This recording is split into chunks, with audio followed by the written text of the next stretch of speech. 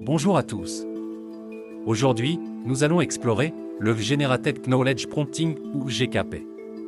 C'est un concept révolutionnaire dans le domaine de l'intelligence artificielle. Alors, attachez vos ceintures et préparez-vous pour un voyage dans le monde de l'IA.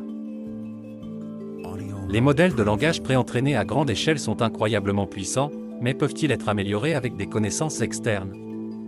C'est la question que pose le Generated Knowledge Prompting. L'idée derrière cette approche est de demander au modèle de langage de générer des informations potentiellement utiles sur une question donnée avant de générer une réponse finale.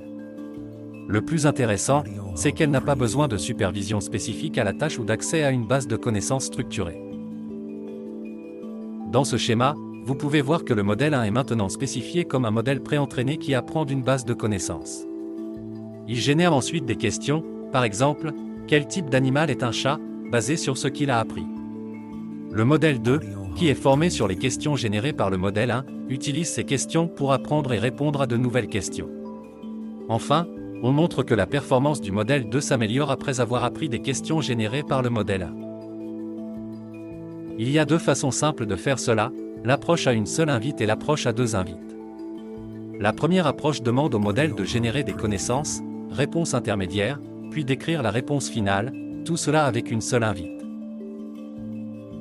La deuxième approche demande au modèle de générer des connaissances, puis d'utiliser ces informations pour la réponse finale en au moins deux invites. Par exemple, si nous demandons d'abord au LLM, modèle, de générer des faits sur le Congo et l'Afrique du Sud, nous pouvons ensuite utiliser ces informations pour répondre correctement à la question. En théorie, cela est similaire à Chain of Thought Prompting, puisque nous amenons effectivement le LLM à générer un raisonnement intermédiaire sous la forme de faits liés. Commençons par la première étape, la génération de connaissances. On peut demander au LLM de générer des faits sur le Congo et l'Afrique du Sud. L'approche de connaissances générées a été introduite pour une tâche complètement différente, celle de répondre à des questions difficiles. Ensuite, utilisons ces connaissances pour répondre correctement à la question. C'est l'étape d'intégration des connaissances. Le Generated Knowledge Prompting est une méthode puissante pour améliorer la qualité des réponses des modèles de langage à grande échelle. Elle peut être utilisée pour générer des informations plus précises et détaillées, et pour répondre à des questions plus complexes. Le Generated Knowledge Prompting, GKP, a plusieurs applications potentielles, en particulier dans le domaine du raisonnement basé sur le sens commun, raisonnement numérique, NumSense, GKP peut être utilisé pour générer des faits numériques sur des objets.